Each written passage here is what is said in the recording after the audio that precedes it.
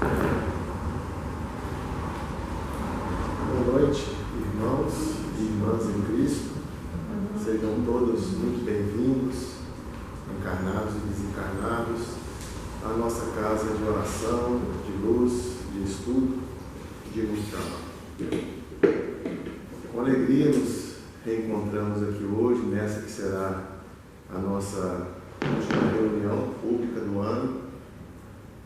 Com muita alegria, com muita gratidão a Deus pelas oportunidades que Ele nos concedeu esse ano. De fato, foram tempos difíceis, tempos de superarmos dificuldades, mas foi também um tempo de muito aprendizado, tempo que nós colocamos a nossa solidariedade em prática, colocamos a nossa fé em Deus à prova,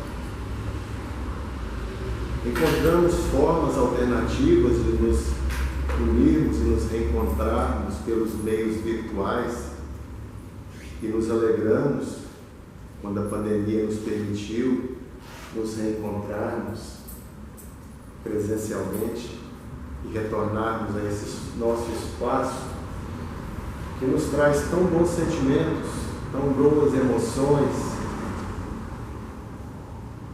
Então sejamos, antes de mais nada, gratos a Deus por todas as oportunidades que Ele nos concede.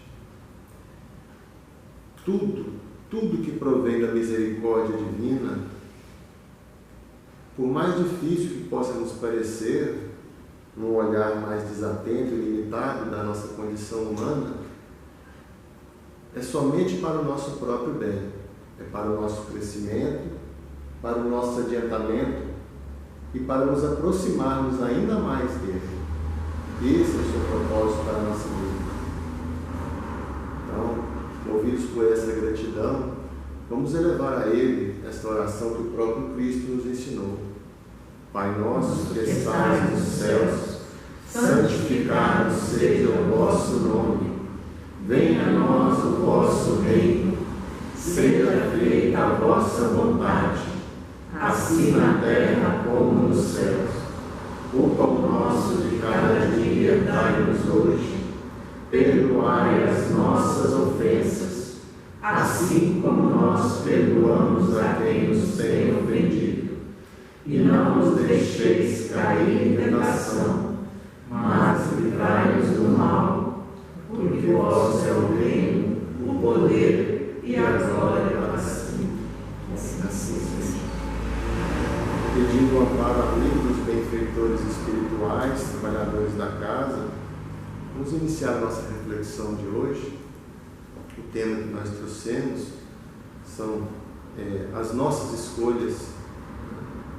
O momento é propício e oportuno, trata-se do fechamento de um ciclo, fechamento de mais um ano, e é sempre importante aos fechamentos desses ciclos, que sabemos que são fictícios, porque o tempo não para, mas esses períodos, esses ciclos são importantes para nos dar a oportunidade de refletir sobre o que fizemos, né? Como nesse final de ano, é importante nós pararmos um momento e refletirmos sobre as escolhas que nós fizemos durante esse ano, né? Avaliar esses nossos processos de tomada de decisão, como nós temos conduzido isso. Se só com os olhos do corpo físico, atentando somente para as necessidades do corpo, ou se procurando enxergar com os olhos da alma, do espírito, tentando antever os desdobramentos que essas nossas escolhas, os nossos atos poderão ter para a nossa verdadeira vida, que é a vida eterna do Espírito. Então, o momento nos conclama isso, irmãos, né? Então, por isso, veio esse tema, para a gente poder comentar. E a doutrina espírita, irmãos, ela nos ajuda a enxergar, né, de forma mais clara a nossa existência. Ela nos dá a explicação para muitos questionamentos, né, para muitas indagações. E uma delas é essa: que desdobramentos podem ocorrer das nossas escolhas? onde isso pode nos levar, o que isso pode acarretar para o nosso espírito, nesta ou em outras existências. Porque nós sabemos que nós estamos a todo tempo tomando decisões. Nós escolhemos o que comer, o que vestir, como diz a música, por onde andar, onde ir. E nós escolhemos também o tipo de pensamento que nós vamos cultivar nas nossas mentes, o tipo de sentimento que nós vamos carregar. Nós escolhemos se nós seremos tolerantes ou se seremos pessoas intolerantes, se seremos rigorosos demais, se seremos pessoas que praticam a solidariedade ou se seremos egoístas, que pensamos somente no nosso bem-estar e que cada um que cuide de si e que o mundo é dos mais espertos e que é cada um por si. Está ao nosso alcance escolher isso. Isso faz parte do nosso processo de decisão. Escolhermos um bem-estar momentâneo nesta vida que é passageira, ou se vamos semear para colher depois, na nossa vida futura, no nosso crescimento espiritual. Tudo isso está ao nosso alcance. Se nos sentiremos ofendidos com tudo, se seremos pessoas irresignadas, se seremos pessoas que iremos cultivar o ódio ou o rancor, ou se iremos cultivar o amor, se daremos vazão a sentimentos de vingança. E tudo isso que estamos falando vale para o momento em que estamos encarnados, mas vale também para os momentos em que o espírito está desencarnado. Nós sabemos que nessas nossas reuniões comparecem também irmãos que estão no plano espiritual. Muitos deles, infelizmente, se dedicando a processos de obsessão, de vingança, de perseguição. Fica a reflexão também para os nossos irmãos desencarnados, que muitas vezes são trazidos aqui por benfeitores espirituais para ouvir a mensagem que nós estamos estudando. Para vocês, irmãos, que estão no plano espiritual e porventura que comparecem, trazidos por benfeitores espirituais, é o momento que a ajuda chega, em que o Pai envia seus emissários para trazê-los aqui. É o momento de deixar para trás os momentos de ódio, de vingança, de rancor, o momento de quebrar esses ciclos. A oportunidade nos é dada a todo momento, mas a escolha quem faz somos nós. Ninguém escolhe por nós. Nós podemos até ter um amparo de benfeitores espirituais, como de fato temos. Podemos ter acesso às obras da doutrina espíritas, que são muito esclarecedoras nesse ponto, mas o processo de tomar decisão é sempre nosso. Isso ninguém pode fazer por nós. Compete somente a cada um de nós. E falando nessas obras literárias da doutrina espírita, um livro em particular nos chama muito a atenção quando o tema é esse: decisões, tomadas de decisões, escolhas. É o livro Há 2000 Anos, uma obra do benfeitor espiritual Emmanuel, psicografada pelo Chico Xavier. Nessa obra nós vemos claramente como a tomada de decisão pode influir de forma determinante na vida de um espírito, na vida de um ser encarnado ou desencarnado. Nesta obra nós temos a oportunidade, no momento que é narrada a história do senador romano Públio Lentulus, senador do Império Romano, uma personalidade dotada de muito poder, de muito prestígio, mas também era um ser movido pelo seu orgulho próprio, pela sua vaidade, pela posição, tanto de ser romano, como também pelo fato de ser um senador. No momento em que ele decide se mudar com a sua família de Roma para a Palestina, e nesse processo de tomada de decisão dele, influiu a saúde da sua filhinha, Flavinha, estava tomada por uma enfermidade muito grave. Então ele resolve se mudar com a família para lá, porque havia orientações médicas que o clima daquela região era melhor, as margens do lago de Genazaré. Então um dos motivos que ele foi com a esposa Lívia, a filha Flávia e o filhinho Marcos, recém-nascido, um dos motivos foi esse, dirigido para a Palestina. Já no momento do seu desembarque na Palestina, acontece um fato que ele toma uma decisão muito precipitada e desproporcional. Alguém, no momento do desembarque, eles estavam na carruagem, alguém atira uma pedra. E a pedra raspão no rosto da sua esposa, Lívia. Imediatamente os soldados capturam. O primeiro que acharam, não se sabia nem se era aquele rapaz, um jovem de 18 anos, e imediatamente determina que ele fosse açoitado, o que foi prontamente atendido, a ordem foi prontamente atendida pelos soldados que o escoltavam, e como se não bastasse, ele condenou aquele jovem rapaz a uma pena perpétua de trabalho forçado nas galeras romanas, naquela posição de remador, nos barcos romanos. Aquilo era uma das piores penas que existiam, que a pessoa iria remar até não ter mais força, até morrer. E as condições eram terríveis. Mas ele, movido pela sua posição, pelo seu orgulho, e ele já tinha ouvido falar que ali, quando ele chegasse, ele teria que ser severo, porque era um território dominado por Roma, né? Então eles teriam rebeliões, então eles já chegaram naquele lugar com a ideia de que teriam que fazer valer a autoridade a todo custo. E colocam uma pena tão grave para o rapaz. E depois disso foi procurado pelo pai desse rapaz, que pediu clemência, mas mesmo assim ele se manteve firme na sua posição e manteve o seu decreto. E depois, quando a gente vai percorrendo a leitura do livro, a gente vai vendo que a partir daí foi acontecendo. Despertou um processo de vingança muito violento. É um livro que a gente recomenda a leitura, muito esclarecedor e muito bom. Então essa foi a primeira decisão que mudou completamente a vida dele naquele instante, a partir daquele instante.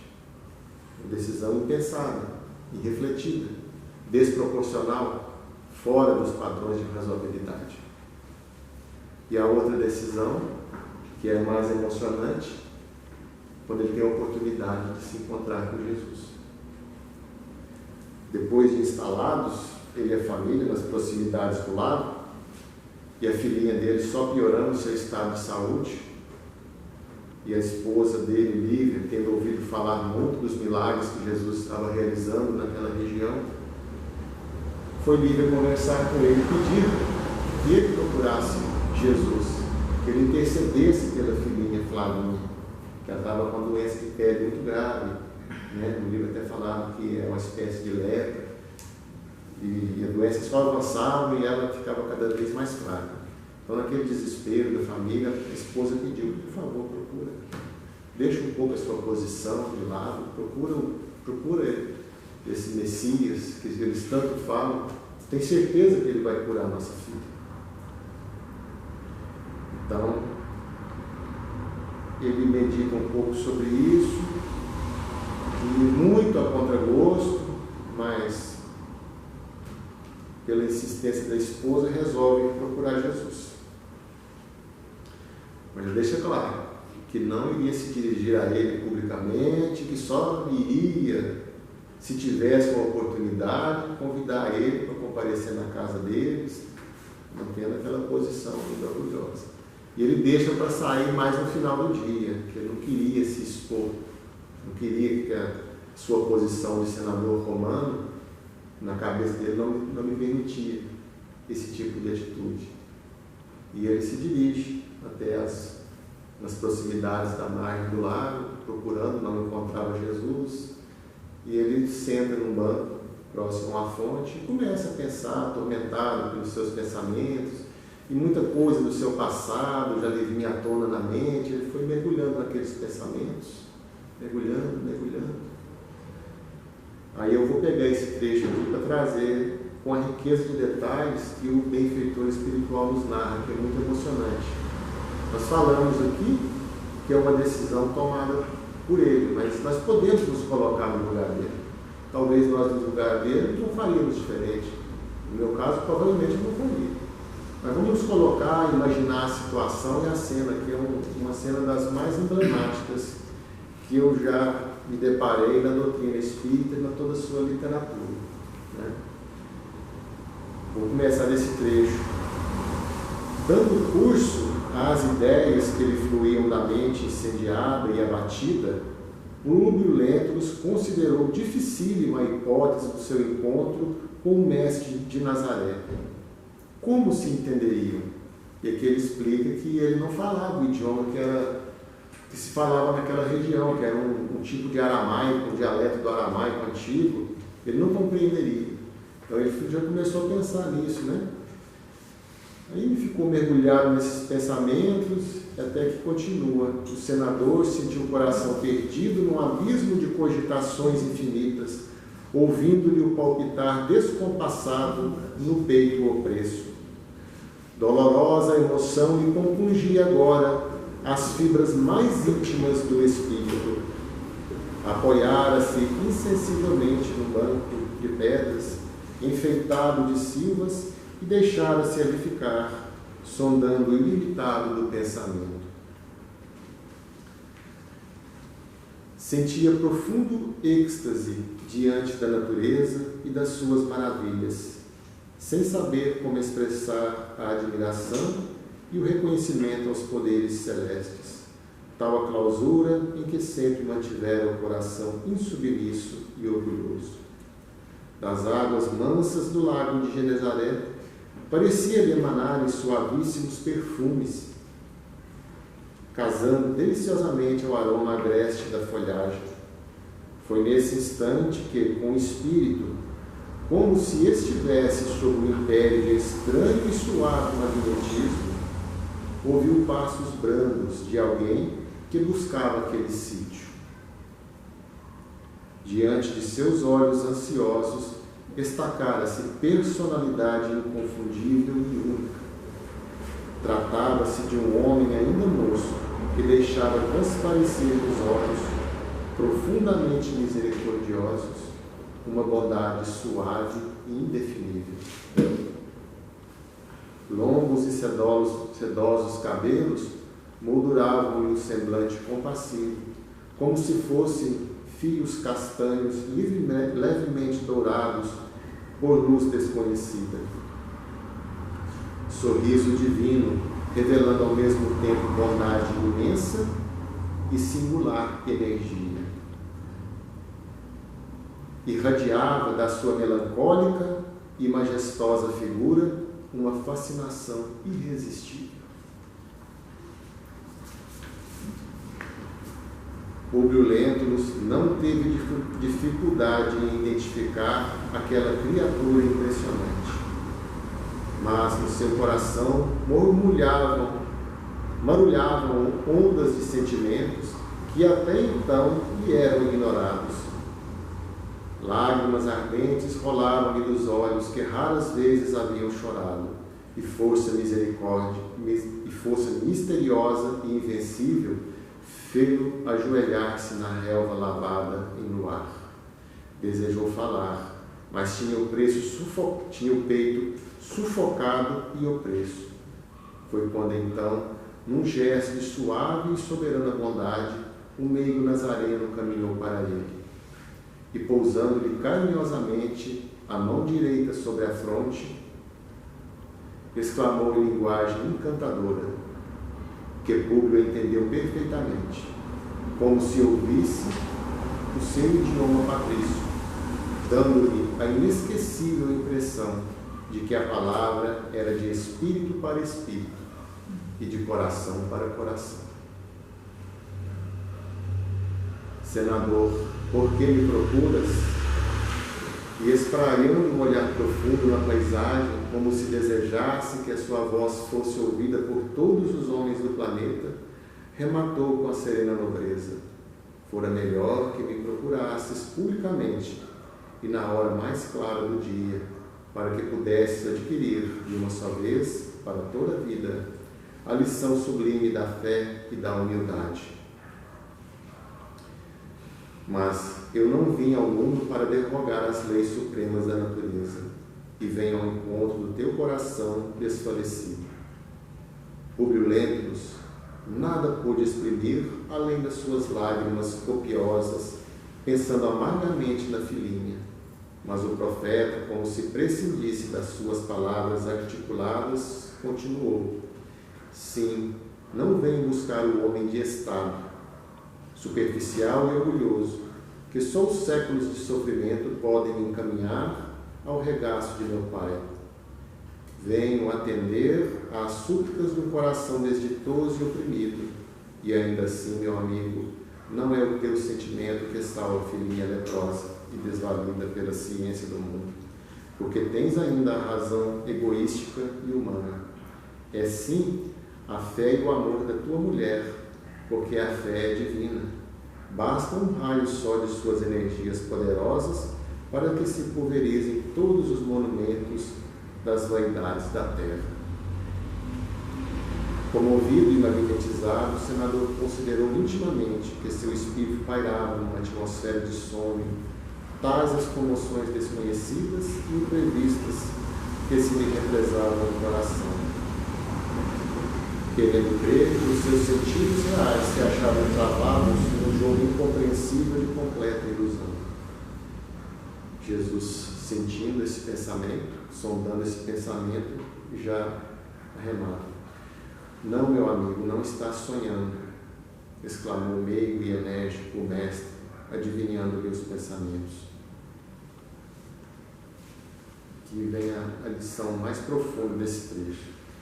Depois de longos anos de desvio do bom caminho, pelo sendal dos erros clamorosos, encontras hoje um ponto de referência para a regeneração de toda a tua vida. Está, porém, no teu querer o aproveitá-lo agora ou daqui a alguns milênios. Se o desdobramento da vida humana está subordinado às circunstâncias, és obrigado a considerar que elas existem de toda a natureza, cumprindo às criaturas a obrigação de exercitar o poder da vontade e do sentimento, buscando aproximar seus destinos das correntes do bem e do amor aos semelhantes. Soa para o teu espírito, neste momento, um minuto glorioso. Se conseguires utilizar tua liberdade para que ele seja em teu coração, doravante, um cântico de amor,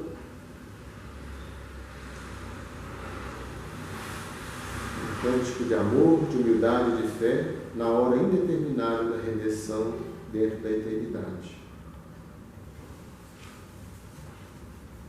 Mas ninguém poderá agir contra a tua própria consciência se quiseres desprezar infinitamente este minuto ditoso. Pastor das almas humanas, desde a formação deste planeta, há muitos milênios, vem procurando reunir as ovelhas tresmelhadas, tentando trazer-lhes ao coração as alegrias eternas do reino de Deus e da sua justiça. E o diabo continua mais um pouco, mas a parte que a gente queria trazer, essa, que Jesus coloca para ele, que estava ao alcance dele, aproveitar aquele minuto para superar todas as violações que ele tinha praticado até então contra as leis divinas, ou se isso iria acontecer ao longo de milênios ainda. Mas o senador, ele tinha ainda o orgulho falando muito alto dentro dele, e ele não conseguiu assimilar essa mensagem nesse momento. Ele ainda precisou de mais algumas centenas de anos.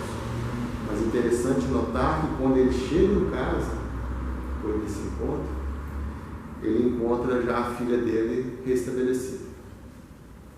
encontra a filha dele nos braços da Lívia, já em processo de recuperação, já bem melhor. E nem assim ele não desceu do seu orgulho. Então, assim, é difícil, requer muito empenho da nossa parte, realmente, essa tomada de decisão, né? A gente não está aqui criticando, né, ninguém, mas é buscando dessas experiências que os benfeitores espirituais nos trazem dentro da doutrina espírita, a gente colocar isso no nosso dia a dia. A doutrina espírita nos ensina muito sobre isso, né? Ela nos ensina que nós devemos sempre nos enxergar como espíritos eternos que somos. Devemos saber da pluralidade das existências, que o espírito passa muitas vezes aqui na Terra e que entre todas essas existências há uma solidariedade entre elas. O que se faz numa existência repercute em outra. Então, todo o sofrimento que nós experimentamos hoje, muitas vezes é reflexo do que nós fizemos em outras existências.